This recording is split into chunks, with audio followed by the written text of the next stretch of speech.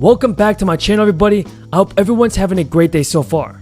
We have a ton of news to discuss in today's 4th stimulus check update, as well as your social security benefits update. But first, everybody, tell me in the comments down below, who is to blame for holding back our stimulus money? Is it the Democrats or the Republicans? Tell me your thoughts on this in the comments, everybody.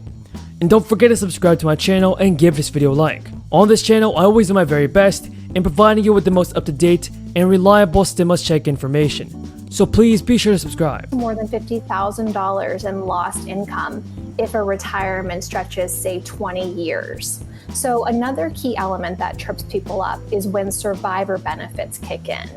We don't like to talk about it, but it is a fact of life. Now, bipartisan infrastructure negotiations have hit another roadblock as Senate Democrats continue to work up on a backup plan for President Biden's biggest legislative priorities.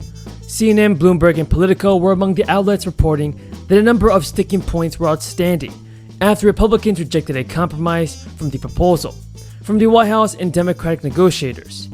Now, the two sides remain at an impasse on a number of issues, including funding for highways versus public transit, questions over broadband internet access, and how the bill will be financed.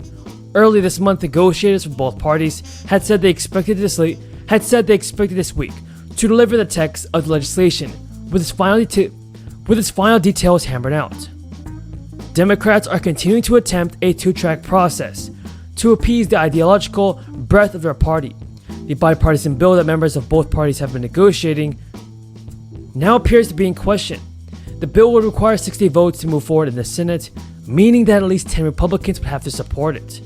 Folks, tell me in the comments down below, everybody, should the Democrats just pass the Ford stimulus bill without the help from Republicans? Leave a comment down below saying yes or no.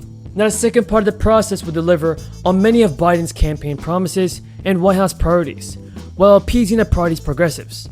A $3.5 trillion bill that included a number of climate measures would then be passed in the Senate through reconciliation, which will only require 50 Democratic votes, and with just 50 members of Congress of the caucus, any single or Democratic or even independent senator who decided not to align with the Democrats could sink the bill, meaning that we won't get a fourth stimulus check.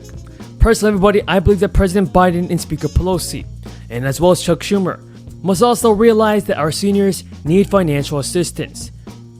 They must increase the Social Security benefits. They must include this boost of $200 a month in their bipartisan infrastructure bill. And if you guys agree, then don't forget to subscribe to my channel and share this video with your friends and family.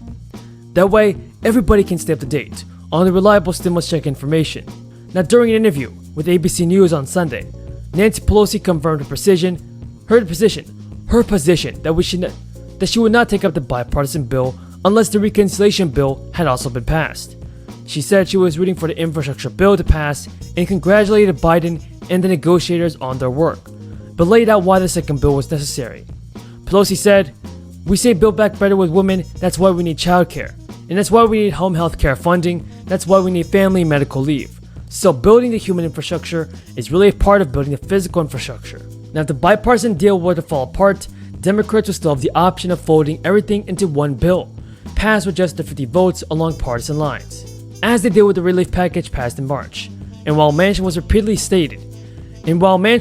says that he wants a bipartisan bill, he also supports adding additional pieces through reconciliation. Manchin made similar calls for a bipartisan deal prior to the stimulus relief plan, but went along with his Democratic colleagues in passing it.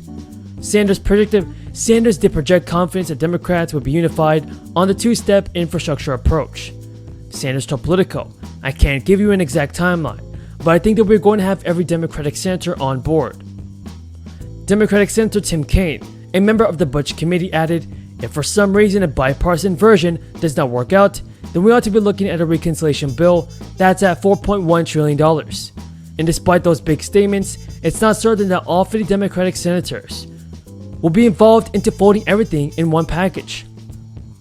Progressives have urged the White House to move forward with Republicans, arguing that the GOP is trying to run out the clock. The current bipartisan negotiations are on a second version to take place this year, after the White House called off talks with Shelley Moore Capito in June. Folks, who is to blame for holding back our stimulus check? Is it the Democrats or the Republicans? And should Congress move faster and increase the Social Security benefits? Tell me your thoughts on this, everybody, in the comments below. I'm not sure which one I want to drive. That one? There's one back in the corner you can't see. It's the biggest damn pickup truck you ever saw in your life. I tell you what, please, everybody have a seat. Everybody have a seat. Carlo, thank you. And Carlo, I'm sorry about your mom. I really am. So many people. Well over 630,000 Americans have lost their lives because of COVID. And the only thing the press keeps wanting me to talk about COVID, but I'm going to mention this one thing.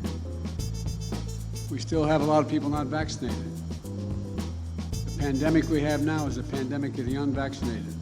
So please, please, please, please, if you're not vaccinated, protect yourself and the children out there. It's important. And Carlo, haven't been a significant consumer of health care myself, my family. I've often said this, and I mean it from the bottom of my heart. Thank your daughter for me. If there are any angels in heaven, they're male and female nurses. That's the God's truth.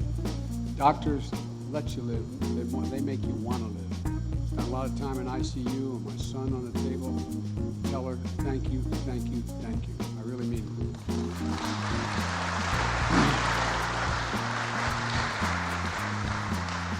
And I want to thank Congresswoman Weil for the passport into her district. Where are you? There you are.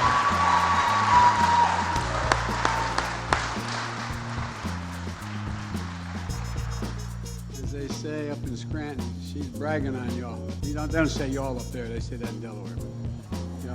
You do because you got family from Alabama. And you've been a tireless champion for the working men and women of Lehigh Valley, helping us pass the tax cut for families with children. People are seeing now in their bank accounts, showing up in their bank accounts every month. And working with our administration to expand home care for seniors. We got a generation that's a sandwich generation between the child and a mom or dad needing help, and they need help. Provide better pay for caregivers. I want to particularly thank Bobby Casey, who's a great friend of mine, who champions this cause in the United States Senate for elder care. You know, John Mack started this iconic American company in 1890, but things really didn't get off the ground until 4 years later when he brought his brother William down from Scranton. So it goes to show you, if you want to get things moving, bring a guy from Scranton to get it going. Mind if I take my coat off? I'm going to take my coat off. You know, folks, we're getting things moving.